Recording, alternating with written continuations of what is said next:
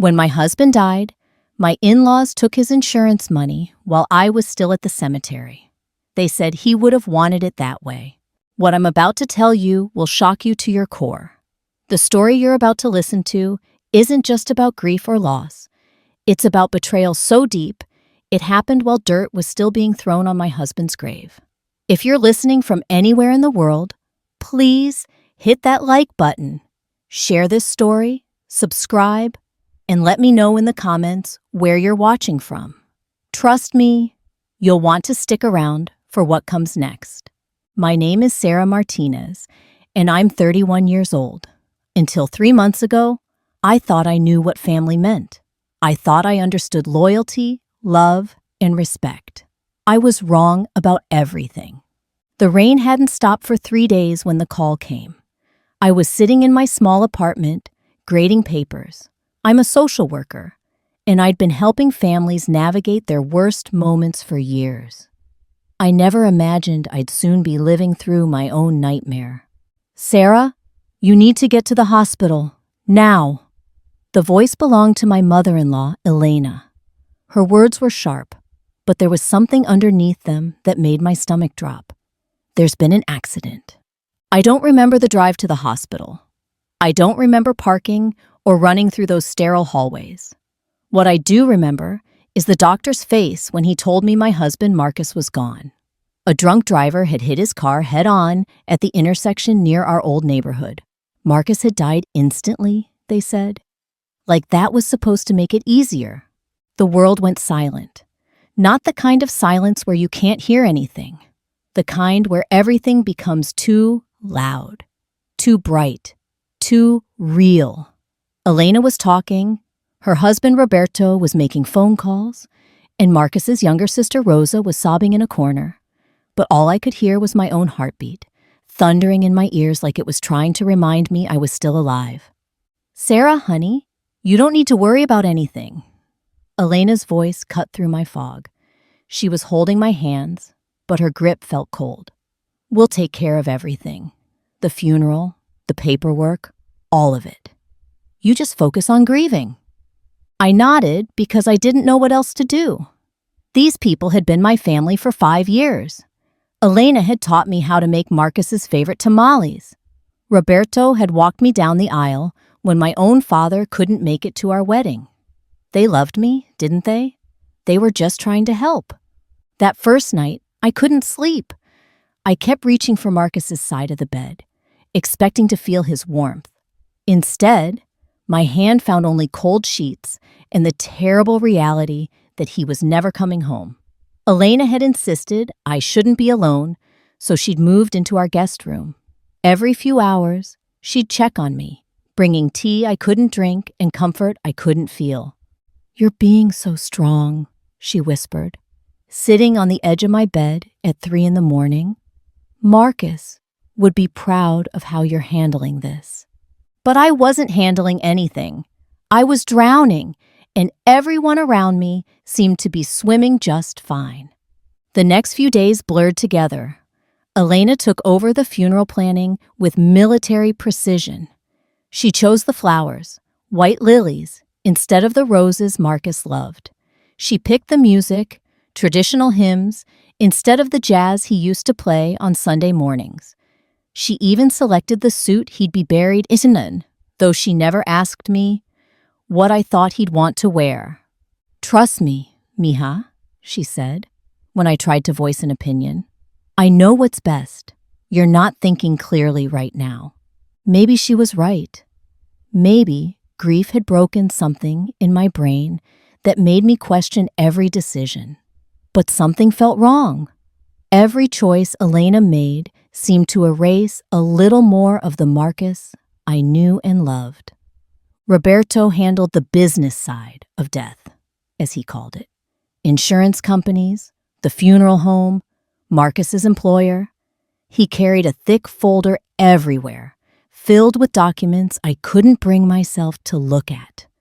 Whenever I asked about the details, he'd pat my shoulder and say, "Don't worry about money right now, Sarah. We've got this covered." The morning of the funeral, I woke up feeling like I was watching someone else's life. Elena had picked out my dress, a black outfit I'd never seen before that hung too loose on my frame. I'd lost weight I didn't have to lose. Food tasted like nothing. Sleep came in broken pieces. I was becoming a ghost of myself. "You look beautiful," Rosa said, but her eyes were red from crying. At 19, she was the baby of the family, and Marcus had adored her. He'd paid for her college textbooks and helped her with math homework over video calls. She was the only one whose grief felt as raw as mine. The funeral home was packed. Marcus had been a teacher, and it seemed like every student he'd ever helped had come to say goodbye. His colleagues from the high school filled 3 rows. Our neighbors, our friends, people I hadn't seen in years. They all came to honor the man who'd made everyone feel like they mattered. But I felt like I was watching it all from outside my body. Elena had placed me in the front row between her and Roberto, like I was just another family member instead of Marcus's wife. When people approached to offer their condolences, Elena often answered for me. "She's holding up as well as can be expected," she'd say, squeezing my hand tight enough to leave marks. "We're taking good care of her." The service itself was a blur of prayers and memories that didn't sound like my Marcus. The priest spoke about duty and tradition. Elena's sister read a poem about heaven that made death sound peaceful instead of violent and sudden. When they asked if anyone wanted to share a memory, Elena stood up and talked about Marcus as a little boy, not the man he'd become. I wanted to scream. I wanted to tell everyone about the Marcus who brought me coffee in bed every morning, who left silly notes in my lunch bag, who cried during dog movies and sang off key in the shower. But my voice was trapped somewhere deep inside my chest, buried under layers of shock and disbelief. The cemetery was worse. Standing beside that hole in the ground, watching them lower the casket that held my entire world, I thought I might actually die from the pain. The sun was too bright for such a dark day. Birds were singing like nothing had changed. The world kept spinning while mine had completely stopped. That's when Elena said it. We were still standing graveside, dirt still on our shoes, tears still wet on our faces. Most of the crowd had moved toward their cars, but our family lingered. Roberto was shaking hands with the funeral director. Rosa was crying quietly into a tissue, and Elena leaned close to me, so close I could smell her perfume mixed with the scent of fresh earth.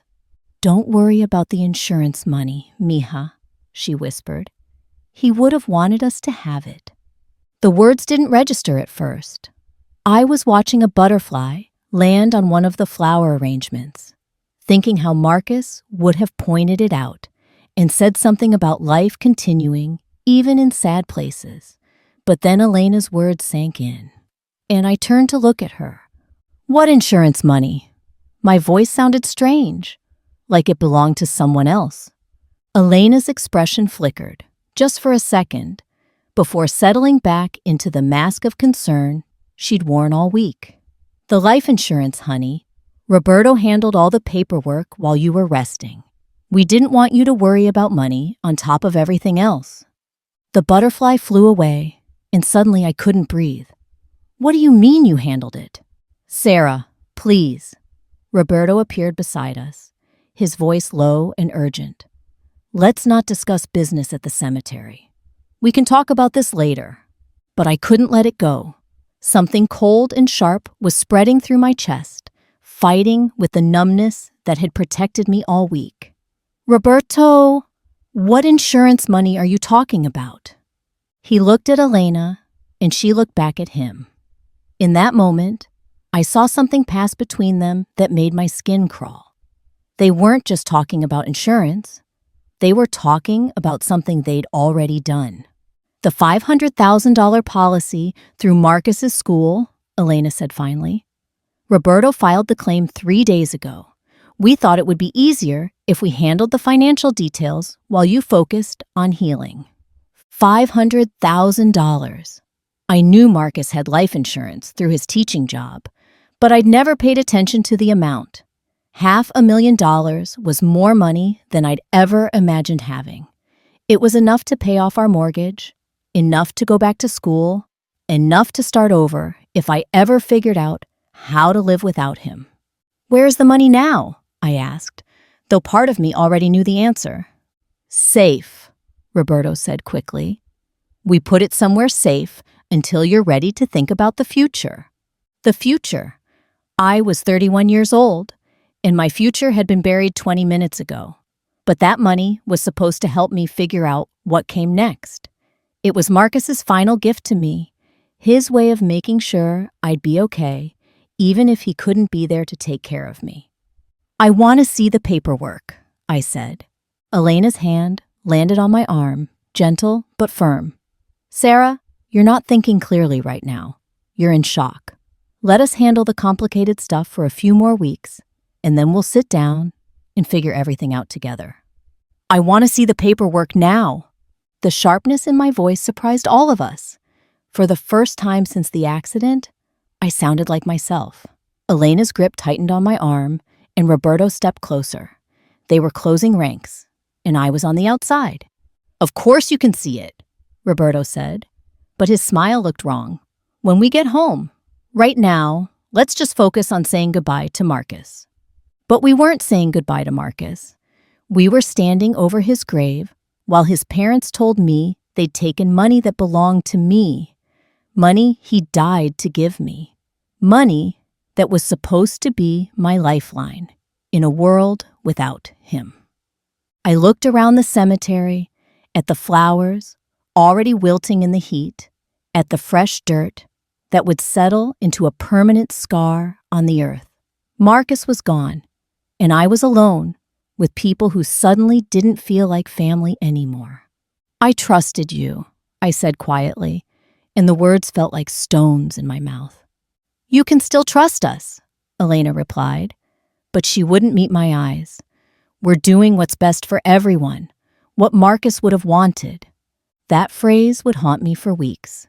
What Marcus would have wanted. How did they know what a dead man would have wanted? How could they speak for someone who would never speak again? I didn't say anything else at the cemetery.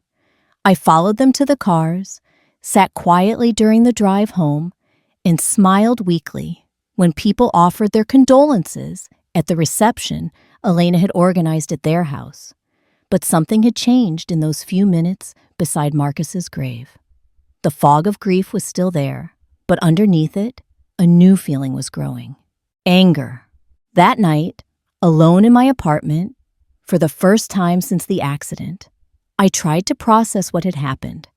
Elena had gone back to her own house, saying I needed space to begin the healing process. But I didn't feel like healing. I felt like I'd been hit by a second truck, this one driven by the people I'd trusted most. I found Marcus's desk drawer, the one where he kept important papers. His passport, our marriage certificate, the deed to our car, everything was there except any mention of a life insurance policy. Either Roberto had taken those documents, or Marcus had kept them somewhere else entirely. I called the school district's HR department, but they were closed. I tried to find the insurance company online, but there were dozens of possibilities, and I didn't even know which one to contact. Every path I tried led to a dead end, and with each failure, the anger in my chest grew hotter. Elena called twice that evening to check on me. Both times, her voice carried that same tone of concerned authority, like she was talking to a child who might hurt herself if left unsupervised. "Are you eating?" she asked during the second call. "I can bring you some soup." "I'm fine," I lied. "Good. Roberto and I were talking, and we think it might be best if you took some time off work. Maybe visit your sister in California for a few weeks. Get away from all the memories here. Get away. Leave town. Put distance between myself and whatever they'd done with Marcus's insurance money." The suggestion felt less like concern and more like a threat. "I'm not going anywhere," I said. "Sarah, honey, you need to think about what's best for your mental health. Staying here, surrounded by grief, it's not healthy." What's not healthy is not knowing what happened to my husband's life insurance. Silence stretched between us like a wire pulled too tight. When Elena finally spoke, her voice had lost all pretense of warmth. "We'll discuss this tomorrow. You're clearly not in the right headspace for important conversations." She hung up before I could respond, leaving me alone with the dial tone and the growing certainty that the people I'd considered family had stolen from me while I was too broken to protect myself. I didn't sleep that night. Instead, I sat at Marcus's desk, surrounded by our life together, photos from our honeymoon, thank you cards from our wedding, the little ceramic elephant he'd bought me at a farmer's market because he said it looked like it was smiling. Everything in that room told the story of a love that had been real and deep and honest. But outside that room, in the world I'd have to navigate without him, nothing felt honest anymore. As the sun came up, painting our bedroom walls the same golden color they'd been on 1,000 other mornings, I made a promise to Marcus and to myself. I was going to find out exactly what Elena and Roberto had done with that insurance money. I was going to discover why they felt entitled to take it. And I was going to make sure they understood that grief doesn't make a person weak. Sometimes it makes them dangerous. The woman who'd stood beside Marcus's grave yesterday, too shocked to fight back, was gone. The woman who woke up that morning was someone new entirely. Someone who'd learned that family doesn't always mean safety, that trust can be a weapon used against you, and that sometimes the people who promise to protect you are the ones you need protection from. I had no idea how deep their betrayal ran or how much they'd already stolen from me. But I was about to find out, and when I did, Elena and Roberto were going to discover that they'd picked the wrong widow to mess with. The real fight was just beginning. The next morning, I called in sick to work for the first time in 3 years. My supervisor, Janet, had already told me to take all the time I needed, but I'd planned to go back the following week. Now I realized I had more important things to do than help other families when my own had just betrayed me. I started with Marcus's laptop. He'd been careful about passwords, but I knew him well enough to guess. His birthday, our anniversary, even our old dog's name. Nothing worked. Then I remembered something he used to say when he was frustrated with technology. Passwords are just another way to keep people apart. He'd always use the same combination, our initials followed by the date we first met, SM0312. The screen unlocked immediately. His email was a treasure trove of information I'd never thought to look for while he was alive. Work correspondence, family photos, bank statements, and there, buried in a folder labeled Important Stuff, was a PDF of his life insurance policy. $500,000 payable to Sarah Elena Martinez, beloved wife, in the event of his death. My hand shook as I read the document. Every word was clear, every clause unambiguous. The money belonged to me, not to Elena, not to Roberto, not to the family. To me. Marcus had made sure of that when he'd updated his policy after our wedding, removing his parents as beneficiaries and making me the sole recipient. I printed out the document and read it 3 more times, looking for any loophole that might justify what Elena and Roberto had done. There wasn't one. They had committed fraud, pure and simple. They had stolen from a grieving widow while she was still wearing her funeral dress. But knowing I'd been robbed and proving it were 2 different things. I needed to find out exactly how they'd managed to file a claim in my name and where that money had gone. The insurance company's customer service line was automated hell, but I finally reached a human being who could access Marcus's account. "I'm sorry for your loss, Mrs. Martinez," the representative said. "I see here that the claim was filed and processed last week. The payout was issued via direct deposit to the account on file." "What account?" I asked, though my stomach already knew the answer. the joint account belonging to Roberto and Elena Martinez. They provided documentation showing they were the legal executors of your husband's estate. Executors. I'd never signed any papers making them executors. In fact, Marcus and I had talked about wills and estate planning just a few months before his death. We'd both agreed that if something happened to either of us, the surviving spouse would handle everything. We'd never gotten around to making it official. We were young, we had time, we thought we had forever. Can you tell me what documentation they provided? I asked. I'm sorry, but I can only discuss account details with the authorized parties. If you'd like to dispute the claim, you'll need to contact our fraud department and provide your own documentation. I hung up and immediately called the fraud department. This time, I got transferred 4 times before reaching someone who could help me understand the process. According to the representative, Roberto had provided a death certificate, a copy of Marcus's driver's license, and a notarized document claiming to be his will, a will that named Roberto as the executor and Elena as the primary beneficiary. Did anyone verify this will was legitimate? I asked. We're required to accept notarized documents at face value unless there's reason to suspect fraud. Was there reason to suspect fraud, Mrs. Martinez? I almost laughed. Was there reason to suspect fraud? Only the fact that my husband had never written a will, never discussed making his parents his beneficiaries, and had explicitly told me he wanted me to be taken care of if anything happened to him. I need to file a fraud claim, I said. I can start that process for you right now. But I should warn you, these cases can take months to resolve. And in the meantime, the money remains with the current account holders. Months.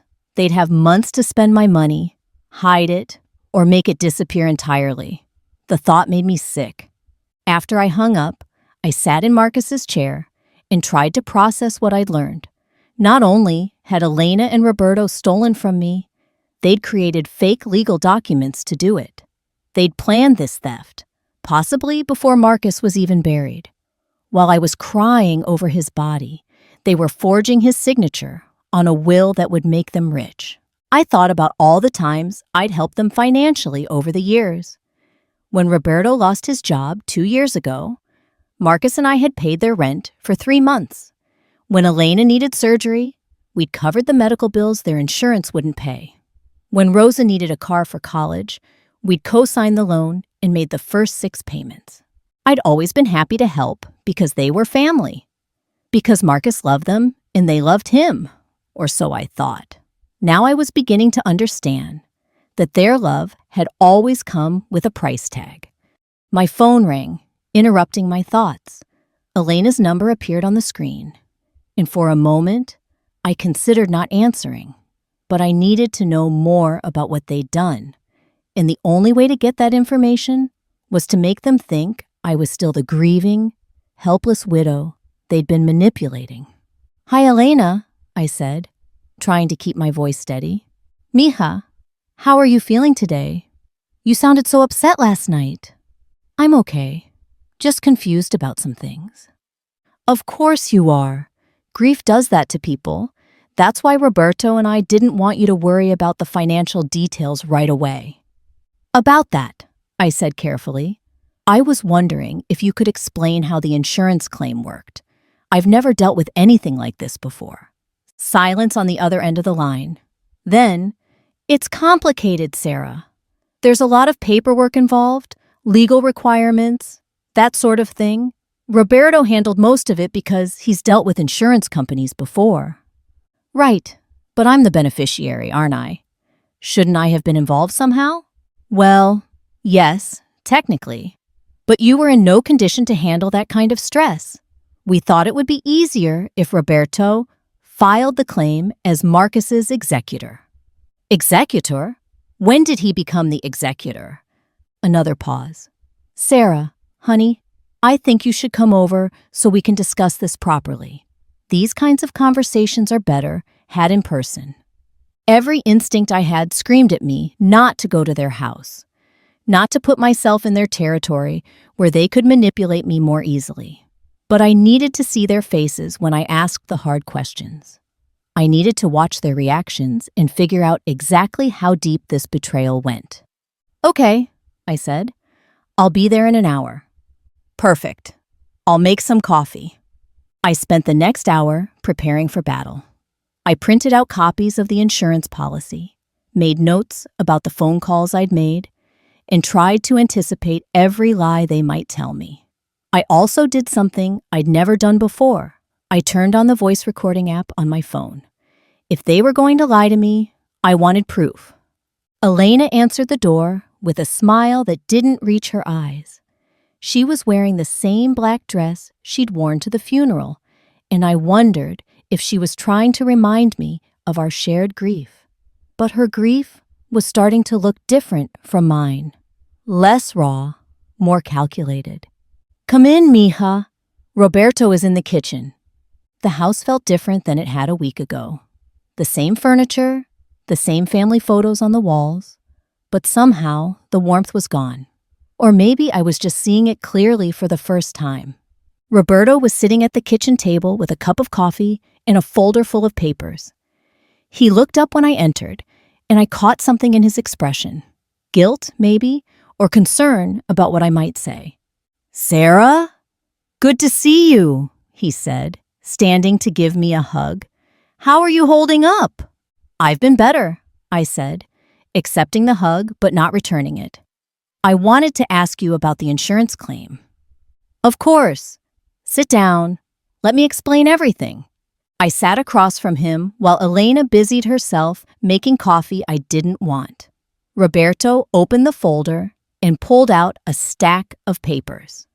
The top document was a death certificate, Marcus's death certificate, with his name printed in stark black letters that made my chest tighten. "This is what we needed to file the claim," Roberto said, pointing to the certificate. "The insurance company requires official documentation of the death before they'll process any payouts." "That makes sense," I said. "What else did they need?" "Well, they needed proof that we were authorized to act on behalf of the estate. So we provided them with this." He handed me a document that looked official and legal and completely wrong. It was labeled Last Will and Testament of Marcus Antonio Martinez, and it was dated just 2 months before his death. According to the document, Marcus had appointed Roberto as the executor of his estate and had left his life insurance policy to Elena in recognition of her years of love and support. I stared at the paper, reading the same sentences over and over. The signature at the bottom looked like Marcus's handwriting, but something about it felt off. The loops were too perfect, the spacing too even. It looked like someone had traced his signature very carefully. "Marcus never mentioned writing a will," I said. "He didn't want to worry you," Elena said, setting a cup of coffee in front of me. "You know how he was about money, always trying to protect you from stress." "But why would he leave the insurance money to you instead of me?" Elena and Roberto exchanged a look that lasted a fraction of a second too long. Then Elena sat down beside me and took my hands in hers. "Sarah, honey, I think Marcus was worried about what would happen to you if you suddenly had access to that much money. He knew you'd probably give it all away to charity or spend it on everyone else. He wanted to make sure it was handled responsibly. So he left it to you to manage for me?" "Something like that," Roberto said. "The will specifies that the money should be used for the benefit of the family, which includes you, of course." "Can I see the original will?" "This is the original," Roberto said, tapping the document. "I mean, the one Marcus signed. This looks like a copy." Another look passed between them. Elena's grip on my hands tightened. "Sarah, I think you're getting confused. This is the legal document that matters. Roberto had it notarized properly, and the insurance company has already accepted it." "When did Marcus sign this?" 2 months ago, Elena said. "He came over for dinner, and afterward, He and Roberto sat down to take care of some business. You were working late that night, remember? It was a Tuesday, and you had that family crisis to deal with. I did remember that night. The Hernandez family had been facing eviction, and I'd stayed at the office until almost midnight trying to find them emergency housing. Marcus had gone to his parents' house for dinner and had come home after I did, smelling like Elena's perfume and carrying leftovers in containers I'd never seen before. But I didn't remember him mentioning anything about a will. We talked about our day, watched a movie, and gone to bed. If he'd just signed legal documents that would leave me with nothing, wouldn't he have mentioned it? Why didn't he tell me? I asked. Because he knew you'd worry, Elena said. He knew you'd insist that he leave everything to you, and he didn't want to have that argument. He wanted to take care of his family without causing drama. I am his family, I said, and my voice came out sharper than I'd intended. Of course you are, Roberto said quickly. But Sarah, you have to understand, Marcus grew up in this house. Elena and I raised him, sacrificed for him, put him through college. We were his family for 26 years before he even met you. The words hit me like a slap. Before he met me. As if our 5 years of marriage, our plans for the future, our love for each other, counted for less than the accident of birth that had made him their son. So you're saying he chose you over me? We're saying he chose to take care of everyone he loved, Elena said, including you. Roberto and I aren't going to keep this money for ourselves, mija. We're going to invest it, grow it, make sure it provides for all of us for years to come. What if I don't want you to invest it? What if I want to use it now? For what? Roberto asked. Sarah, you're young. You'll probably remarry someday, have children, build a new life. This money is insurance for your future, not something to spend on grief. How do you know what I'll do with my future? Because we care about you, Elena said. Because Marcus asked us to look out for you. And that's what we're doing. I pulled my hands away from Elena's grip and stood up. The coffee cup rattled against the saucer, and the sound seemed impossibly loud in the suddenly quiet kitchen. I want to see the bank account, I said. What? Roberto's voice was carefully neutral. The account where the insurance money was deposited. I want to see the statements. Sarah, I don't think that's necessary right now.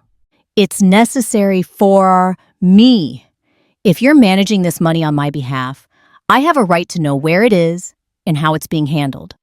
Elena stood up too, and for the first time since I'd known her, she looked genuinely uncomfortable. Mija, you're getting upset over nothing. Roberto knows what he's doing with investments. You don't need to worry about the details. I'm not worried about the details. I'm worried about the fact that you took my husband's life insurance money without telling me, and now you won't show me where it went. We didn't take anything, Roberto said, his voice rising slightly. We're managing it. There's a difference. Show me the account. No. The word hung in the air between us like a challenge. Roberto's mask of concerned father-in-law had slipped, and underneath was something harder, more calculating. Elena was wringing her hands, looking back and forth between us like she was watching a tennis match. Why not? I asked. Because you're not thinking clearly, Roberto said. Because you're grieving and confused and likely to make poor decisions. Because Marcus trusted us to handle this responsibly, and that's what we're going to do. Marcus trusted me too. He married me. He made me his wife. He listed me as his beneficiary. He changed his mind, Elena said quietly. People do that, Sarah. They realize that marriage doesn't automatically make someone the best person to handle important decisions. The kitchen felt like it was spinning around me. These people who had welcomed me into their family, who had called me daughter, who had held me while I cried over Marcus's body, were now telling me that my husband had decided I wasn't trustworthy enough to inherit his life insurance. They were telling me that 5 years of marriage counted for less than a piece of paper I'd never seen him sign. "I don't believe you," I said. "What you believe doesn't matter," Roberto replied. "What matters is what's legal. And legally, this money belongs to us now." "Then I'll see you in court." Elena gasped like I'd slapped her. "Sarah, you can't be serious." "I'm completely serious. If you won't show me the account, if you won't explain how this money is being managed, if you won't treat me like a member of this family, then I'll let lawyers figure it out." "You can't afford lawyers," Roberto said, and there was something cruel in his voice that I'd never heard before. "You're a social worker. You make $30,000 a year. We could tie this up in court for decades, and you'd run out of money long before we did. Maybe. But I'd rather spend my last dollar fighting you than let you steal from me." "We're not stealing anything." Elena's voice cracked with emotion. "We're trying to protect you. We're trying to do what Marcus would have wanted. Marcus would have wanted you to help me through the worst time of my life, not rob me while I was planning his funeral." I walked toward the door, but Elena grabbed my arm. "Sarah, please, don't do this. Don't tear this family apart over money. Marcus wouldn't want us fighting like this." I looked down at her hand on my arm, then back up at her face. For the first time since I'd known her, I saw Elena clearly. Not as the loving mother-in-law who'd taught me to cook, not as the woman who'd held me when I cried, but as someone who'd been planning this betrayal from the moment she'd gotten the phone call about Marcus's accident. "Let go of me," I said quietly. She released my arm like I'd burned her. "If you contact me again, it'll be through lawyers," I said. "And Elena, the next time you use Marcus's name to justify what you've done, remember that he's not here to speak for himself. You're putting words in a dead man's mouth, and that's about as low as a person can get." I left them standing in their kitchen, surrounded by the fake documents and real theft they'd used to steal my future. As I drove home, I realized that I just lost more than my husband's life insurance money. I'd lost the last connection I had to the life Marcus and I had built together. His parents weren't just thieves, they were strangers who'd been wearing masks for 5 years, waiting for the right moment to show me who they really were. But I learned something important in that kitchen. Elena and Roberto weren't just grieving grandparents who'd made a mistake. They were criminals who'd planned this theft, and they were confident enough in their crime to threaten me when I challenged them. They thought they could intimidate me into giving up, but they'd made a serious miscalculation. I wasn't the same woman who'd stood beside Marcus's grave 3 days ago. I was someone new, someone harder, someone who'd been pushed too far by people who'd underestimated what a widow with nothing left to lose could do. Tell me in the comments, have you ever had family members steal from you when you were at your most vulnerable? What would you do if you were in my position? The days that followed my confrontation with Elena and Roberto became a blur of sleepless nights and endless research. I'd always been good at my job because I knew how to navigate bureaucracy, how to find resources for families in crisis, how to fight systems that seemed designed to crush people when they were already down. Now I was using those same skills to fight for myself. But fighting a system is different when you're the one being crushed by it. Every phone call led to another phone call. Every document required 3 more documents. Every person who claimed they could help me needed me to prove things I shouldn't have had to prove. Like the fact that I was Marcus's wife, that I was the legitimate beneficiary of his insurance policy, that I had a right to know where my own money had gone. The fraud department at the insurance company assigned my case to an investigator named Michael Chen. He was kind but overwhelmed, handling dozens of cases involving fraudulent claims. When we spoke on the phone, I could hear the exhaustion in his voice. "Mrs. Martinez, I want to help you, But I need to be honest about what we're dealing with here, he said during our third conversation. Your in-laws provided documentation that appeared legitimate at the time of filing. The will was notarized, the death certificate was official, and they had enough personal information about your husband to answer our security questions. But the will is fake, I said, for what felt like the 100th time. I believe you, but believing you and proving fraud in court are two different things. We'll need to demonstrate that the will was forged, which means getting handwriting experts involved.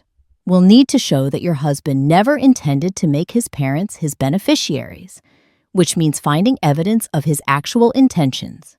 And we'll need to prove that Roberto and Elena acted with intent to defraud, which is harder than you might think. How long will this take? Honestly, 6 months to a year, maybe longer if they fight it. And Mrs. Martinez, I have to warn you, even if we prove fraud, getting the money back could be a separate battle entirely. A year. Marcus had been dead for 2 weeks, and I was looking at a year-long legal battle just to get back money that should have been mine automatically. Meanwhile, Elena and Roberto were spending my future on whatever they pleased, probably telling themselves they deserved it. I hung up the phone and screamed into a pillow until my throat was raw. Then I called my sister Maya in California. Maya was 3 years older than me and had always been the practical one in our family. She was a nurse practitioner with 2 kids and a husband who worshipped her, and she had no patience for people who took advantage of others. When I told her what had happened, the silence on the other end of the line lasted so long, I thought the call had dropped. "Say that again," she finally said. "They took the money while you were at the funeral?" "The same day. Elena mentioned it while we were still at the cemetery." "Those fucking vultures!" Maya never swore unless she was truly angry. "Sarah, you need to get out of there. Pack a bag and come stay with us while you figure this out." "I can't leave. If I leave, they win. If you stay, you might lose more than money. These people have shown you who they really are. They planned this theft, forged legal documents, and threatened you when you confronted them. What do you think they'll do next?" I hadn't thought about that. I'd been so focused on getting my money back that I hadn't considered whether Elena and Roberto might escalate their campaign against me. But Maya was right. People who would steal from a grieving widow while her husband's body was still warm probably wouldn't hesitate to do other horrible things. "I need to stay and fight," I said. "This is my home. Marcus and I built a life here. Marcus is dead, Sarah. I'm sorry to be blunt, but he's gone, and you're alone with people who've already proven they'll hurt you. Please, just come stay with us for a few weeks. You can fight them from here just as well as you can from there." But I couldn't leave, not yet. There were things I needed to do, evidence I needed to gather, and secrets I needed to uncover. Elena and Roberto had spent 5 years learning my weaknesses, but they'd also spent 5 years revealing their own. I just hadn't been paying attention before. The next morning, I called in sick to work again and drove to the public library. I needed to research Roberto and Elena's financial situation, and I didn't want to do it from my home computer in case they were monitoring my internet usage somehow. It sounded paranoid, but people who forge legal documents aren't above checking browser histories. I started with public records. Roberto had filed for bankruptcy 8 years ago, around the time Marcus and I had started dating. The documents listed massive credit card debt, a failed business venture, and a house that had been foreclosed on. They'd been living paycheck to paycheck for years, barely surviving on Elena's part-time job at a grocery store and Roberto's sporadic construction work. Then I found something interesting. 3 months before Marcus's death, Roberto had applied for a business license to start a landscaping company. The application listed his projected startup costs at exactly $500,000, the same amount as Marcus's life insurance policy. My hands shook as I printed out the business license application. Roberto hadn't just stolen my money on impulse. He'd been planning this for months, maybe longer. He'd known about Marcus's insurance policy, known he wasn't the beneficiary, and had started laying the groundwork to steal it before my husband was even dead. I kept digging. Elena had a Pinterest board called Dream Retirement that was full of pictures of RVs, beach houses, and luxury cruises. The board had been created 4 months ago and updated regularly with expensive vacation ideas and retirement communities in Florida. She'd been planning to spend my money before she'd even stolen it. But the most damning evidence came from Rosa's social media accounts. Marcus's little sister had always been careless about what she posted online, and her recent posts told a disturbing story.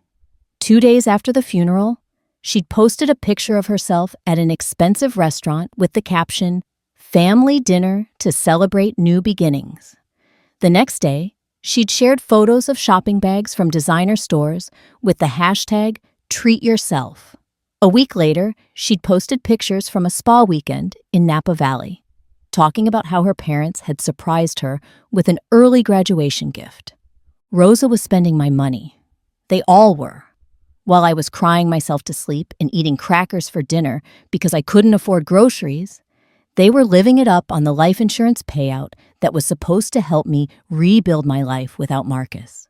I printed everything and drove home to make copies. But when I pulled into my driveway, I noticed something that made my blood run cold. Elena's car was parked across the street, and she was sitting behind the wheel, watching my house. When she saw me, she started the engine and drove away without looking at me. How long had she been there? What was she looking for? And more importantly, what was she planning to do with whatever information she'd gathered? I called Maya as soon as I got inside. "She was watching your house?" Maya's voice was sharp with concern. "Sarah, this is stalking. You need to call the police." "And tell them what? That my mother-in-law was parked on a public street?" "Tell them that the people who defrauded you are now surveilling you.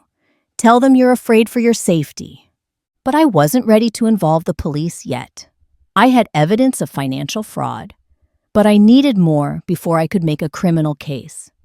And deep down, I was afraid that if I moved too fast, Elena and Roberto would find ways to hide or spend the rest of the money before I could get it back. That night, I couldn't sleep. Every sound made me jump. The house settling, the refrigerator humming, cars driving past. I kept thinking about Elena sitting in her car, watching my windows, planning whatever came next in their campaign against me. At 3 a.m, I gave up on sleep and went to Marcus's computer again. I'd been going through his files systematically, looking for anything that might help my case, but I'd been avoiding his personal folders. It felt like an invasion of his privacy, even though he was gone. But now I was desperate enough to invade. I opened his email drafts folder and found something that nearly stopped my heart. It was an unsent email to me, dated just 2 weeks before his death. The subject line was, "Things I need to tell you." "Sarah," it began, "I've been thinking about my family a lot lately, and I need to have an honest conversation with you about some things that have been bothering me." My heart pounded as I read the rest of the email. "I know you've always been generous with my parents and Rosa, and I love that about you, but I'm starting to worry that they're taking advantage of your kindness. Last month, when Mom asked you to pay for Rosa's spring break trip, I wanted to say no, but I didn't want to cause drama. When Dad asked you to co-sign for that business loan, I should have stepped in, but I was afraid of the fight we'd have afterward. The truth is, I've been letting them use you, and I hate myself for it. You work so hard for everything we have, and they treat your money like it grows on trees.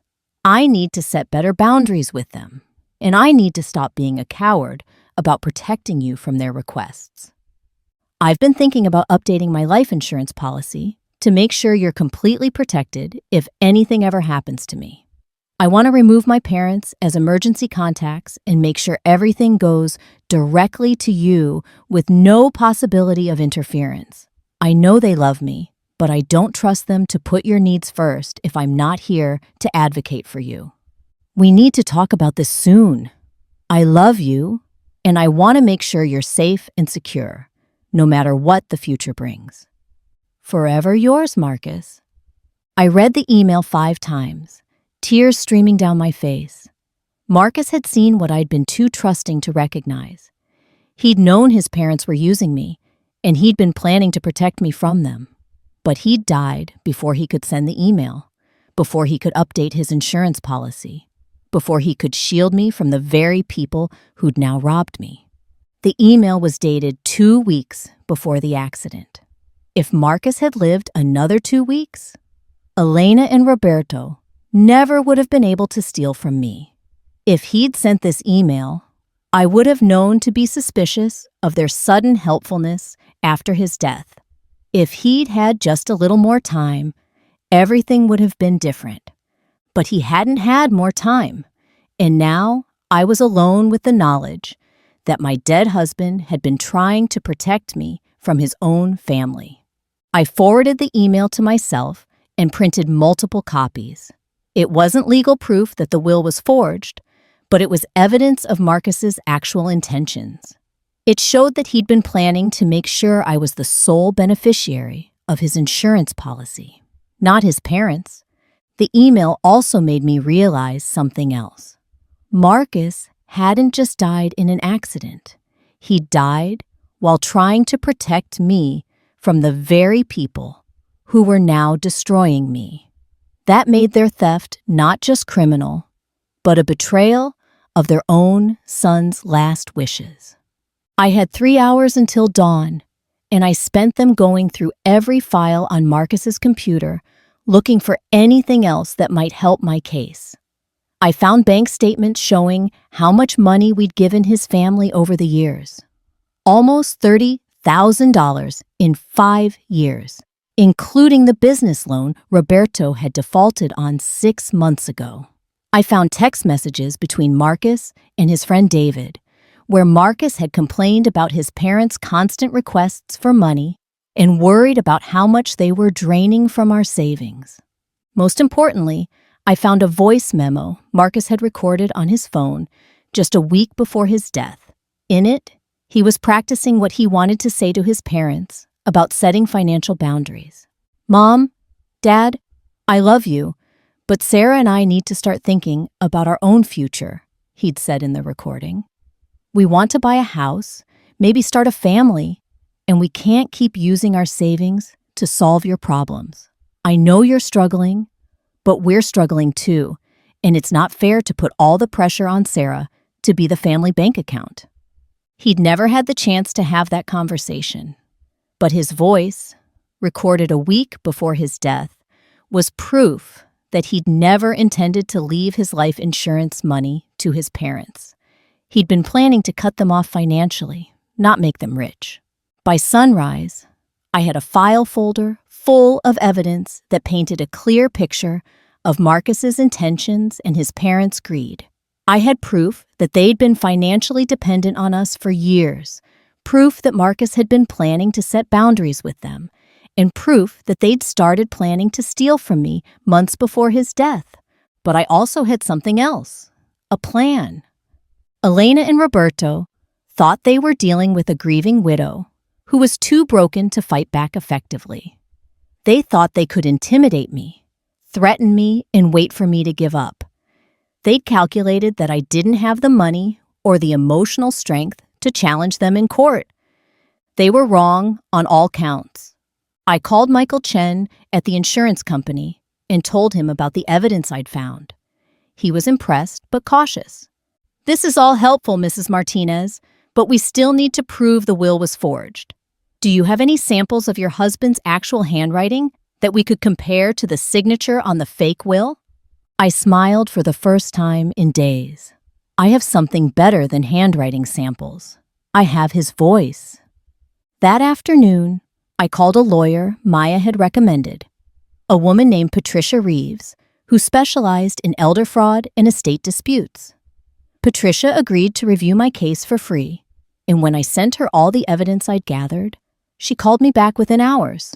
"Sarah, this is one of the clearest cases of insurance fraud I've ever seen," she said. "The evidence you've gathered is extraordinary. The timing of the business license application, the social media posts showing them spending the money, and especially that email and voice recording. This is an airtight case. How long will it take to get my money back? If we file criminal charges, in addition to the civil suit, probably a lot faster than you'd expect. The police take elder fraud seriously, even when the victim is young. And honestly, Roberto and Elena made so many mistakes that I don't think they'll be able to mount much of a defense." "What kind of mistakes?" "They left a paper trail a mile long. They used social media to document their spending. They threatened you in front of witnesses. And most importantly, they underestimated you. They thought you'd be too grief-stricken to investigate, too poor to hire a lawyer, and too intimidated to fight back. They were wrong about everything." For the first time since Marcus's death, I felt something besides grief and anger. I felt hope. And I felt something else too, a cold, calculating satisfaction that came from knowing I was about to destroy the people who tried to destroy me. Elena and Roberto had taught me that family loyalty was conditional, that trust was a weapon, and that people would do terrible things to each other if they thought they could get away with it. Now I was going to teach them a lesson of my own. They'd picked the wrong widow to steal from. I'm curious, when you discovered someone had betrayed you this deeply, did you ever feel that moment when grief transforms into something more powerful? What would your next move be? Patricia Reeves turned out to be exactly what I needed. A lawyer who understood that this case wasn't just about money, it was about justice. When we met in person the next day, she was younger than I'd expected, maybe 40, with sharp eyes and the kind of confidence that comes from winning battles most people are afraid to fight. "Before we talk strategy," she said, spreading my evidence across her conference table, "I need you to understand something. Going after Elena and Roberto isn't going to be a quiet legal proceeding. If we do this right, it's going to be public, it's going to be messy, and it's going to destroy whatever relationship you have left with Marcus's family." "There is no relationship left," I said. "They destroyed that when they decided to rob me." "Good, because what I'm proposing isn't just getting your money back. I want to make an example of them. I want every person who thinks they can take advantage of grieving families to see what happens when they pick the wrong target." Patricia's plan was more aggressive than anything I'd imagined. She wanted to file criminal charges for insurance fraud, forgery, and conspiracy. She wanted to pursue civil charges for theft, emotional distress, and punitive damages. And she wanted to do something I'd never considered. She wanted to make the case public. "Social media has changed everything about how we fight fraud," she explained. 20 years ago, people like Elena and Roberto could steal from you in private, and even if you won in court, they could just declare bankruptcy and disappear. But now we can tell your story to the world. We can make them famous for all the wrong reasons. "I don't want to be famous," I said. "You don't have to be, but they do. When someone searches Elena or Roberto Martinez online, I want them to find articles about insurance fraud. I want their neighbors to know what they did. I want future victims to recognize the warning signs." The idea of making my pain public felt terrifying, but it also felt powerful. Elena and Roberto had counted on my silence, on my shame, on my desire to keep family business private. They'd stolen from me because they thought I'd be too polite to fight back publicly. "What would that look like?" I asked. "We start with a press release to local news stations. Local woman fights back After in-laws steal life insurance while she grieves, then we file all the legal paperwork publicly so journalists can see the evidence. We create a narrative where you're the brave widow standing up to family predators. And if they see it coming, if they try to hide the money or intimidate me into dropping the case, Patricia smiled, and there was something predatory in her expression that reminded me why I'd hired her. Sarah, I've been doing this for 15 years. Trust me when I say that people like Elena and Roberto always make the same mistakes when they're cornered. They panic, they overreact, and they give us even more evidence to use against them. She was right about the overreaction. The next morning, I woke up to 17 missed calls from Elena and a dozen text messages that escalated from pleading to threatening over the course of the night. Sarah, we need to talk. Please call me back.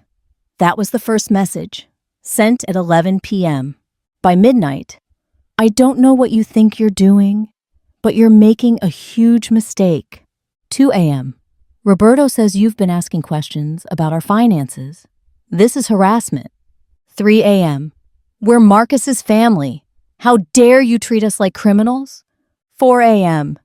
If you don't stop this nonsense, we're going to have to take legal action against you. 5 a.m. You're sick in the head. Marcus would be ashamed of you. I screenshot every message and forwarded them to Patricia. Within an hour, she'd filed for a restraining order and added harassment charges to our growing list of complaints against them. Never interrupt your enemy when they're making a mistake, Patricia said when I called her. Elena just gave us documentation of ongoing intimidation. This is better than I could have hoped for. The restraining order was approved the same day. Elena and Roberto were legally prohibited from contacting me, coming within 500 feet of my house, or interfering with my employment. The judge who signed the order looked disgusted when he read the text messages Elena had sent. Mrs. Martinez, he said to me after the hearing, I want you to know that this court takes elder abuse and financial exploitation very seriously. If these people continue to harass you, they'll be facing jail time in addition to whatever other charges you're pursuing. Elder abuse. I was 31, hardly an elder, but the judge understood what Patricia had been trying to tell me. This wasn't just a family dispute over money. It was a pattern of predatory behavior that probably extended far beyond what they'd done to me. That afternoon, I got a call from Detective Maria Santos with the local police department's Financial Crimes Unit. Patricia had submitted our evidence to them, and they were opening a criminal investigation. Mrs. Martinez, I've reviewed the materials your attorney provided, and I have to say, this is one of the most clear-cut cases of insurance fraud I've seen, Detective Santos said. The evidence you've gathered is exceptional. Most victims don't have this kind of documentation. Most victims probably trust their families more than I did, I said. Actually, most victims never fight back at all. Family fraud goes unreported about 70% of the time because people feel too ashamed or too guilty to prosecute their relatives. But what Elena and Roberto did to you isn't just theft. It's a betrayal of the grieving process itself. They weaponized your grief against you. Detective Santos explained that the criminal investigation would take a few months, but she was confident they could prove fraud, forgery, and conspiracy charges. She also told me something that made my blood run cold. We ran background checks on Elena and Roberto, and this isn't their first time being investigated for financial crimes. 10 years ago, Roberto was suspected of embezzling from a charity he worked for, but the charges were dropped due to lack of evidence. 5 years ago, Elena was accused of stealing from an elderly neighbor's bank account while she was providing caregiving services. But again, no charges were filed. So they've done this before? It looks like it. You might not be their first victim, Sarah. You might just be the first one with enough evidence to put them away. The thought that Elena and Roberto were serial predators who'd been victimizing vulnerable people for years made me physically sick. But it also made me more determined than ever to see this through. If I didn't stop them, who would be next? Another grieving widow? An elderly person who trusted them to help with their finances? Someone else's family torn apart by their greed? I asked Detective Santos if I could see the files from their previous investigations, but she said they were sealed. However, she did tell me something interesting. The charity Roberto allegedly stole from was a fund for children with cancer, and the elderly woman Elena was accused of robbing, she died 6 months after the allegations were made, alone and broke. Elena had been her only caregiver. I hung up the phone and sat in my kitchen, staring at the photos of Marcus that still covered our refrigerator. In one picture, he was hugging Elena at our wedding, both of them smiling like they genuinely loved each other. In another, he and Roberto were working on a car together, grease on their hands and matching grins on their faces. Had Marcus known what his parents were capable of? Had he suspected they were criminals? Or had he been as blind to their true nature as I'd been? His email about wanting to protect me suggested he'd at least recognize their greed, but I wondered if he'd ever imagined they were capable of outright fraud. The next week brought a whirlwind of activity. Patricia filed our civil lawsuit, seeking not just the return of the insurance money, but additional damages for emotional distress, harassment, and punitive measures. The local news picked up the story after Patricia's press release, and suddenly I was fielding calls from reporters who wanted to interview the woman fighting back against family fraud. I did one interview with Channel 7 News, and it aired on a Friday evening. I'd been nervous about going on camera, but the reporter, Jennifer Walsh, was kind and professional. She let me tell my story without sensationalizing it, and she ended the segment with information about resources for other fraud victims. The response was immediate and overwhelming. By Saturday morning, I'd received dozens of messages through social media from people who'd experienced similar betrayals. A woman in Texas whose brother had stolen her inheritance while she was recovering from cancer surgery. A man in Florida whose daughter had emptied his bank accounts after his wife died. An elderly couple whose son had forged their signatures to take out loans against their house. Each story broke my heart, but they also made me feel less alone. I wasn't the only person who'd been victimized by family members. I wasn't crazy or paranoid or ungrateful.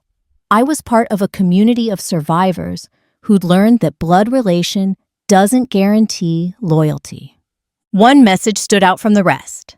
It was from a woman named Carol Henderson who lived about an hour away from me. "I saw your story on the news last night," she wrote. "I think Elena Martinez stole from my mother 3 years ago. Mom died before we could prove anything, but I still have some documents that might help your case. Can we talk?" I called Carol immediately, and what she told me made my hands shake with rage.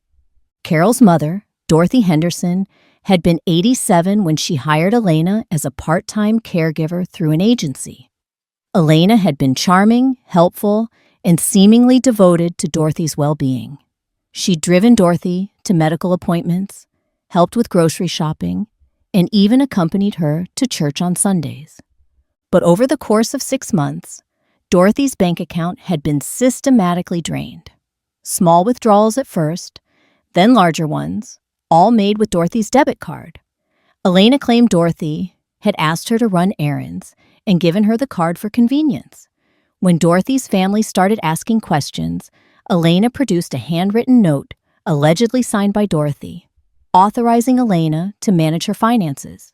"The handwriting looked wrong to me," Carol said. "Mom's arthritis was bad, but her signature was still distinctive. This looked like someone had traced it, just like you described with your husband's will." Dorothy had died of a stroke before the investigation could be completed. Elena had disappeared immediately afterward, claiming she was too grief-stricken to continue working as a caregiver. The agency had no forwarding address for her, and the police had closed the case when Dorothy died. She stole $60,000 from my mother, Carol said. Money that was supposed to pay for Mom's care. Money that could have helped her live more comfortably in her final months. Instead, Elena took it all, and Mom died worried about how she was going to afford her medications. I told Carol about Detective Santos and gave her the contact information.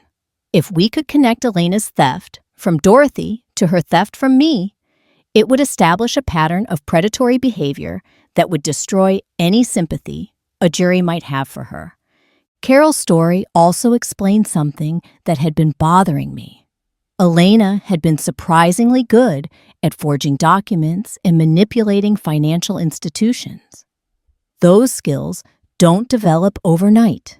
She'd been practicing on vulnerable elderly people for years, perfecting her techniques for the big score she'd eventually pull with Marcus's insurance money.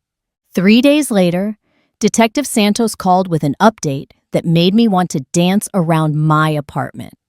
"We found the smoking gun," she said. "Roberto made a mistake with the fake will. He had it notarized by someone he knows, a guy named Frank Torres, who runs a shipping store. We interviewed Torres, and he admitted that Roberto brought in a document that was already signed. Torres notarized it without watching anyone actually sign it, which is illegal, but happens more often than you'd think. So he can prove the will was forged. Better than that, Torres kept a copy in his files, and the signature on his copy doesn't match the signature on the version Roberto submitted to the insurance company. Roberto changed the signature after getting it notarized, probably to make it look more like Marcus's actual handwriting. How did you catch that? Because Roberto isn't as smart as he thinks he is. The ink is different. The original signature was done with one pen, and the changes were made with another. A forensic document examiner can prove conclusively that the will was altered after notarization. I felt like I'd been holding my breath for weeks and could finally exhale. We had proof, not just suspicion or circumstantial evidence, but actual scientific proof that Roberto had forged the will that had stolen my future. "What happens now?" I asked. "Now we arrest them. Roberto for forgery, fraud, and conspiracy. Elena for conspiracy and theft. And depending on what Carol Henderson's testimony reveals, we might be adding elder abuse charges as well." "When?" "Tomorrow morning. We'll execute the arrest warrants at their house at 6 a.m. After that, it's going to move fast. They'll be arraigned, probably offered bail, and then we'll see if they want to fight this in court or if they're smart enough to negotiate a plea deal." I hung up and called Patricia to give her the news. She was ecstatic. "Sarah, this is better than we could have hoped for. With criminal charges filed, the insurance company will expedite the return of your money. Roberto and Elena will be facing jail time, which gives us tremendous leverage in the civil case. And frankly, once they're arrested, I think they'll fold like a house of cards." That night, I couldn't sleep, but for the first time in weeks, it wasn't because of anxiety or grief. It was because of anticipation. Tomorrow, Elena and Roberto would be waking up to police officers at their door. They'd be handcuffed, read their rights, and taken to jail for what they'd done to me. More importantly, they'd be held accountable for what they'd done to Dorothy Henderson, and probably other victims we hadn't found yet. Their reign of terror against vulnerable people was about to end. I thought about Marcus, about the email he'd never sent, and the conversation he'd never had with his parents about setting boundaries. I thought about how he'd wanted to protect me from their greed, and how he died before he could follow through on that intention. "I'm going to finish what you started," I whispered to his picture on my nightstand. "I'm going to make sure they can never hurt anyone else the way they hurt us." At 5:30 the next morning, I was awake and dressed, waiting for Detective Santos to call and tell me it was over. I'd been fighting Elena and Roberto for weeks, using evidence and lawyers and police reports. But tomorrow, They were going to discover that all their scheming and threatening and manipulation had only delayed the inevitable. They'd thought they were clever. They'd thought they were untouchable. They'd thought they could destroy a grieving widow and get away with it. They were about to learn how wrong they'd been about everything. What do you think Elena and Roberto's reaction will be when the police show up at their door? Have you ever experienced that moment when justice finally catches up to someone who wronged you? Detective Santos called me at 6:47 a.m. with the news I'd been waiting for. "It's done," she said, and I could hear the satisfaction in her voice. Roberto and Elena Martinez are both in custody. They've been charged with insurance fraud, forgery, conspiracy to commit theft, and elder abuse in connection with the Dorothy Henderson case. "How did they react?" I asked, surprised by how calm my own voice sounded. "Roberto tried to run. Can you believe that? A 62-year-old man tried to climb out his bedroom window when he saw the patrol cars. He made it about 10 feet before he fell into Elena's rose bushes." Detective Santos chuckled. Elena was more composed. She kept asking if this was about that ungrateful girl. I assume she meant you. "What happens next?" "They'll be arraigned this afternoon. Their bail hearing is scheduled for tomorrow morning. Given the flight risk Roberto demonstrated and the severity of the charges, I'm hoping the judge will set bail high enough that they can't afford it." After I hung up, I sat in my kitchen and tried to process what I was feeling. Relief, certainly. Vindication, but also something unexpected. Sadness, not for Elena and Roberto, but for Marcus. He'd loved these people his entire life, and now the whole world would know they were criminals. If he were alive, this would have broken his heart. But if he were alive, none of this would have happened in the first place. I called Patricia to update her on the arrests, and she was already planning our next moves. "The criminal charges will expedite everything on the civil side," she said. "I've already contacted the insurance company, and they're preparing to reverse the fraudulent payout. You should have your money back within 2 weeks." "What about the money they've already spent?" "That's where the civil suit comes in. We're going to pursue damages for every penny they stole, plus interest, plus punitive damages for the emotional distress they caused you. If they've spent the money on luxury items, we'll seize those items. If they've hidden money in other accounts, we'll find it. And if they don't have enough to pay me back, then they'll be paying you for the rest of their lives. We'll garnish Roberto's wages, put liens on any property they own, and monitor their finances until every cent is returned with interest." That afternoon, I watched the local news coverage of the arrests from my living room. The reporter, Jennifer Walsh, stood outside the courthouse where Elena and Roberto were being held. 2 local residents were arrested this morning on charges of insurance fraud and elder abuse, she announced. Roberto Martinez, 62, and Elena Martinez, 59, are accused of stealing a $500,000 life insurance payout from their daughter-in-law while she was grieving her husband's death. Police say this may be part of a larger pattern of financial crimes targeting vulnerable individuals. They showed Roberto's booking photo on screen, and I barely recognized him. The confident, authoritative man who'd threatened me in his kitchen looked haggard and scared. His hair was disheveled, and there were scratches on his face from his attempt to escape through the rose bushes. Elena's photo was worse. She looked older than her 59 years, and there was something hollow in her eyes that I'd never seen before. The mask of concerned mother-in-law had finally slipped completely, revealing the predator underneath. According to court documents, Jennifer continued, the couple allegedly forged a will claiming their deceased son had left his life insurance money to them instead of his widow. Police say they used sophisticated document forgery techniques and may have committed similar crimes against elderly victims in the past. My phone started ringing immediately after the news segment aired. More reporters wanting interviews, more fraud victims reaching out to share their stories, and surprisingly, calls from people who knew Elena and Roberto personally. One call stood out.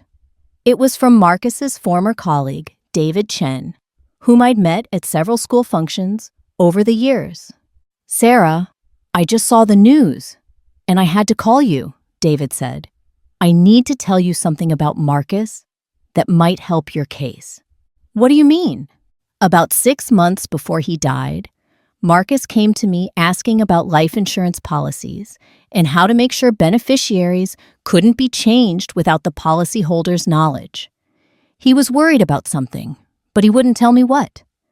He kept saying he needed to protect Sarah from people who might try to manipulate the system." My heart pounded. Did he say who he was worried about? "Not directly, but he did mention that his parents had been asking a lot of questions about his insurance policy, wanting to know how much coverage he had and who the beneficiary was. He said it made him uncomfortable because they'd never shown interest in that kind of thing before." "Why didn't you tell me this sooner?"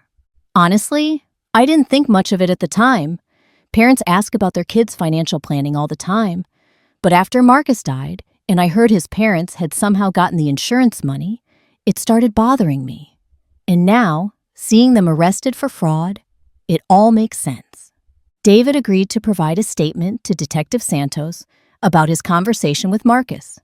It was more evidence that Marcus had never intended to leave his insurance money to his parents. In fact, he'd been actively worried about protecting it from them.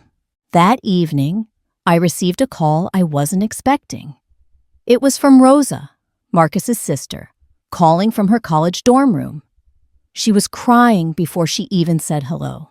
"Sarah, I'm so sorry," she sobbed. "I didn't know. I swear I didn't know what they were doing." "Rosa, slow down. What are you talking about?" "The money, the insurance money. They told me Marcus had left it to them in his will. They said you were okay with it, that you were too grief-stricken to handle that much money. I believe them because why would they lie about something like that?" I felt a surge of anger, then forced myself to remember that Rosa was 19 and had been manipulated by the same people who'd manipulated me. "What did they tell you exactly?" "They said Marcus had always planned to take care of the family if something happened to him. They said the will specified that the money should be used to help everyone, including paying for my college and helping them retire. They made it sound like Marcus wanted to make sure we were all okay." "Did you see the will?" "No. They said it was too complicated for me to understand. But Sarah, they bought me so much stuff with that money. A new car, spring break trips, designer clothes. If I'd known it was stolen from you, I never would have accepted any of it." Rosa's voice broke completely, and I found myself comforting the sister of the man whose death had started this nightmare. Despite everything, I didn't think Rosa was evil like her parents. She was young and naive and had been lied to by people she trusted. "Rosa, I need you to make a list of everything they bought you with that money. Every purchase, every trip, every gift. Can you do that?" "Yes, absolutely." "And Sarah, I want to give it all back. The car, the clothes, everything. I can't keep things that were bought with money stolen from you." "You don't have to give everything back," I said, though I appreciated her offer. "Just help me document where the money went. That's what I need right now." "There's something else," Rosa said quietly. "Mom and Dad have been planning to buy an RV and move to Florida. Dad applied for early retirement last month, and Mom quit her job at the grocery store. They were going to leave town next month. The bastards had been planning to disappear. If I'd been a few weeks slower in figuring out what they'd done, they would have been gone with my money, leaving me with no way to find them or get justice. Rosa, are you safe where you are? Do you have money for school and living expenses that doesn't come from them? I have financial aid and a part-time job. I'll be okay. But Sarah, what's going to happen to them? They're going to jail, I said simply. They stole from me, they stole from elderly people, and they forged legal documents. They're criminals, Rosa. I'm sorry you had to find out this way, but they're criminals. She cried for a few more minutes before hanging up, promising to send me the list of purchases and to cooperate with the police investigation. I felt sorry for her, but I also felt relieved. With Rosa's testimony about their spending and their planned escape to Florida, we'd have even more evidence of their guilt and premeditation. The bail hearing the next morning was a circus. Patricia and I sat in the front row of the courtroom, watching as Elena and Roberto were led in, wearing orange jumpsuits and handcuffs. They looked smaller somehow, diminished by their circumstances. The prosecutor, a sharp woman named Lisa Rodriguez, laid out the case against them with clinical precision. The forged will, the fake notarization, the pattern of elder abuse, the attempts to intimidate me, and the evidence that they'd been planning to flee the state with the stolen money. Your Honor, she said, the defendants are not only flight risks, as demonstrated by Roberto Martinez's attempt to escape arrest, but they're also a danger to the community. We have evidence that they've been preying on vulnerable individuals for years, using sophisticated fraud techniques to steal from people at their most vulnerable moments. Elena and Roberto's public defender, a tired-looking man who'd clearly drawn the short straw, argued that they were upstanding members of the community who'd never been convicted of any crimes. He asked for minimal bail, claiming they weren't flight risks, despite Roberto's bedroom window escape attempt. Judge Patricia Morrison wasn't having any of it. She was a stern woman in her 60s who'd clearly seen every kind of criminal excuse over the course of her career. Mr. Martinez, she said, looking directly at Roberto, you're accused of stealing $500,000 from your daughter-in-law while she was burying your son. You forged legal documents, manipulated financial institutions, and attempted to flee when arrested. You are the definition of a flight risk. She set Roberto's bail at $250,000. Elena's was set at $200,000. Their combined bail was nearly as much as they'd stolen from me, and I doubted they had access to that kind of money now that their accounts were frozen. As they were led back to their cells, Elena caught sight of me in the courtroom. For a moment, our eyes met, and I saw something I'd never seen in her face before. Pure hatred. The loving mother-in-law mask was completely gone, replaced by the cold calculation of a predator who'd been caught. She mouthed something at me that I couldn't quite make out, but her expression said everything I needed to know. She blamed me for this. In her mind, I was the villain for refusing to let them steal from me. I was the ungrateful daughter-in-law who destroyed their retirement plans by having the audacity to want my own money back. After the hearing, Detective Santos pulled me aside with an update that made my blood run cold. We've been investigating their finances since the arrest, she said. They didn't just spend your money on luxury items. 3 days after Marcus's funeral, Roberto made a cash down payment on an RV worth $200,000. But here's the thing. He paid for it with cash he withdrew from 3 different banks in amounts just under the reporting threshold. What does that mean? It means they knew they were committing a crime. When people make cash transactions over $10,000, banks are required to report them to the federal government. By keeping each withdrawal under that limit, Roberto was trying to avoid creating a paper trail. So they knew what they were doing was illegal from the beginning? Absolutely. This wasn't a family misunderstanding or a miscommunication about Marcus's wishes. This was a premeditated financial crime, planned and executed by people who knew exactly what they were doing. Detective Santos also told me They'd found evidence that Elena and Roberto had been researching how to change their identities and disappear with large amounts of cash.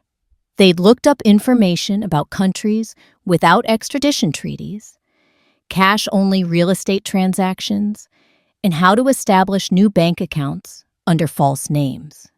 If you hadn't fought back when you did, Detective Santos said, they would have been gone within a month. You probably saved other people from becoming their victims, too. That afternoon, I drove to the cemetery where Marcus was buried. I hadn't been back since the funeral, couldn't bear to see his grave while his parents were still walking free. But now, with Elena and Roberto in jail, I felt like I could finally visit him properly. His headstone was simple granite, with his name, dates, and the inscription, "Beloved husband and teacher." Someone had left fresh flowers, probably his colleagues from school who still remembered him fondly. I sat in the grass beside his grave and told him everything that had happened, about discovering his email, about finding Detective Santos, about Patricia's legal strategy, about Elena and Roberto's arrests. I told him about Rosa's phone call and her promise to make things right. "I finished what you started," I said to the headstone. "I protected myself from them, just like you wanted to do, and I made sure they can't hurt anyone else." The wind picked up, rustling the leaves on the oak tree that shaded his grave. For a moment, I could almost imagine it was Marcus's way of telling me he was proud of me for fighting back. As I was getting ready to leave, I noticed something tucked behind his headstone. It was a small envelope with my name written on it in handwriting I recognized immediately. Marcus's handwriting. My hand shook as I opened it. Inside was a letter dated the day before his accident. "My dearest Sarah," it began, "if you're reading this, then something has happened to me, and I hope you found this letter before anyone else did. I've been worried about some things lately, and I needed to leave you a message that only you would find." I sank back down in the grass, reading through tears that made the words blur. I've been thinking about my parents and their financial problems, and I'm starting to worry that they might try to take advantage of you if I'm not here to protect you. I know that sounds paranoid, but they've been asking too many questions about our insurance policies and bank accounts. Last week, Dad asked me how much life insurance I have through the school, and when I told him it was enough to take care of you, he got this look in his eyes that I didn't like. I was planning to update all our policies and make sure everything was locked down so that only you could access our accounts if something happened to me. I was going to have that conversation with them about boundaries too, the one we talked about. But if you're reading this, then I ran out of time. Sarah, I need you to know that I never wrote a will leaving anything to my parents. If they claim I did, they're lying.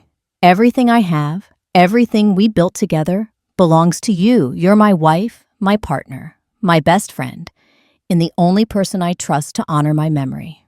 If they try to take anything from you, fight them. Don't let them use your grief against you. Don't let them make you feel guilty for protecting what's yours. I love my parents, but I love you more, and you deserve to be taken care of. I'm hiding this letter behind my headstone because I know you'll visit me there, and I know my parents won't think to look for it. If you're reading it, then I'm sorry I couldn't protect you myself. But I believe in you, Sarah. You're stronger than you know, and I know you'll find a way to make things right. All my love, always and forever, Marcus. P.S. Check the safety deposit box at First National Bank. Box 347. The key is taped under the bottom drawer of my desk. There are some things in there you'll need. I read the letter 3 times before it fully sank in. Marcus had hidden evidence for me to find. Even in death, he'd been trying to protect me from his parents. I drove straight home and found the key exactly where he'd said it would be. Then I went to First National Bank, where a safety deposit box I'd never known existed was waiting for me. Inside the box, I found documents that would change everything. Copies of our real insurance policies, with my name clearly listed as the sole beneficiary. Bank statements showing how much money we loaned to Elena and Roberto over the years. Loans they'd never repaid. And most importantly, a handwritten note from Marcus explicitly stating that under no circumstances should his parents ever have access to his life insurance money. This money is for Sarah and Sarah alone, the note read. My parents have received enough financial help from us over the years. If something happens to me, I want my wife to be financially secure, not my parents. The note was dated and signed, and unlike the forged will Roberto had created, this one was unquestionably in Marcus's actual handwriting. I called Patricia immediately to tell her about the letter in the safety deposit box. Sarah, this is it, she said, her voice filled with excitement. This is the smoking gun that ends all debate about Marcus's intentions. With this evidence, Elena and Roberto have no defense left. They can't claim they thought Marcus wanted them to have the money. They can't claim they were acting in good faith. This proves they knew they were stealing from you. What happens now? Now we bury them. Legally speaking, of course. Have you ever discovered that someone who loved you was still protecting you even after they were gone? And what would you do if you found out your spouse had been planning to shield you from family members who turned out to be criminals? If this story moved you, please like, share, subscribe, and let me know in the comments where you're watching from around the world. Your support means everything, and I'd love to hear your thoughts on how justice was finally served. Don't forget to hit that notification bell so you never miss updates on stories like this one that prove sometimes the good guys really do win in the end.